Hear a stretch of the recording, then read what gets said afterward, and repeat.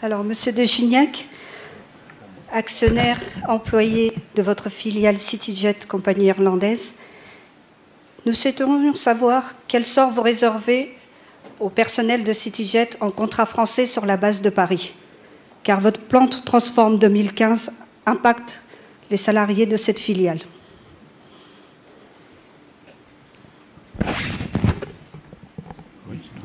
Alors, pour CityJet, madame, comme vous le savez, CityJet fait l'objet d'un plan à part de Transform 2015, qui est un plan, lui aussi, de retour à l'équilibre, puisque la société CityJet, qui exploite, comme chacun des actionnaires le sait, les liaisons entre London City et, disons, un certain nombre de destinations européennes, est une société en difficulté.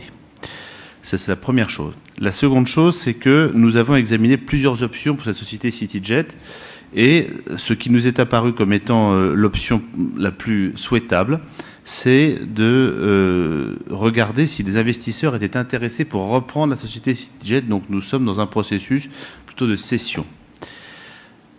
Troisième point, nous avons, pour préparer cette cession, fait des efforts financiers considérables pour remettre à niveau l'ensemble des éléments financiers de bilan de CityJet, notamment en injectant ou en supprimant un certain nombre de non-valeurs liées à l'acquisition et au rapprochement au sein de CityJet de la société VLM. Donc le groupe Air France a fait beaucoup de choses pour mettre en situation la société CityJet d'intéresser des investisseurs. Sachez que dans tout état de cause, quelle que soit la décision que nous prendrons, le sort des personnels, notamment de la base parisienne, sera examiné avec soin. Il n'est pas dans la tradition du groupe de laisser les personnels à eux-mêmes, mais en général de s'en occuper. Oui, mais à quel moment, monsieur? Parce que quand vous entendez cession, qu'est-ce que vous voulez dire?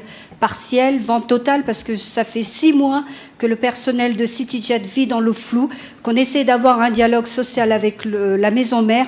Toutes les portes sont refusées, il n'y a aucun dialogue qui est ouvert de votre côté et on apprend les informations dans les médias.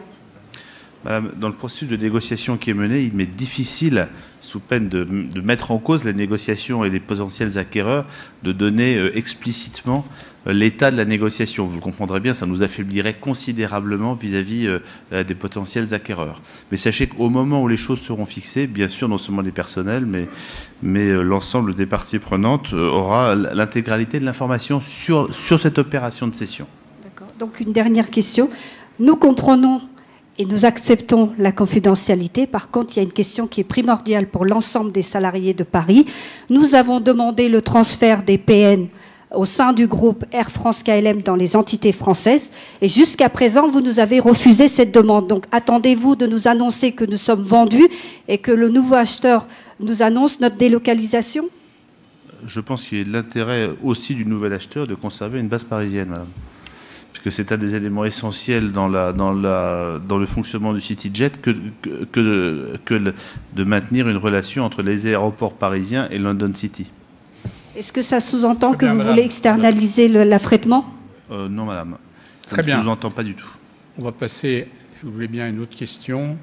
La question 8.